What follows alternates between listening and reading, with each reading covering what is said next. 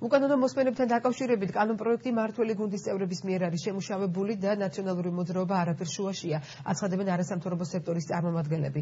პარლამენტის იურიდიული კომიტეტის თავმჯდომარის მოადგილე შალვა შავგულიძე უკანონო მოსმენებთან დაკავშირებული კანონპროექტის შინაარსა და მის მომზადებასთან დაკავშირებულ პროცედურებს განმარტავს. შავგულიძის თქმით, სამოქალაქო სექტორის რამდენიმე წარმომადგენელმა პარლამენტს საკანონმდებლო წინადადებით მიმართა, რის საფუძველზეც პარლამენტის იურიდიულმა კომიტეტმა საკანონმდებლო ინიციატივა შეიმუშავა.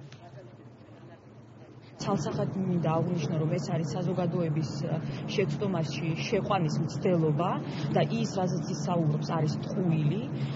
ის კანონპროექტი, რომელიც ინიცირებული არის პარლამენტში, მისი ავტორი არის უმრავლესობის ერთ-ერთი წარმომადგენელი ბატონი შალვა შავგულიძე და ასევე ბატონი ლაშა ტუღუში, რომელსაც ჩვენ ყველანი კარგად ვიცნობთ. შესაბამისად, ვერ ვიტყვი, რომ ეს არის ნაციონალური მოძრაობის და არასამთავრობო ორგანიზაციების წარმოდგენილი კანონპროექტი.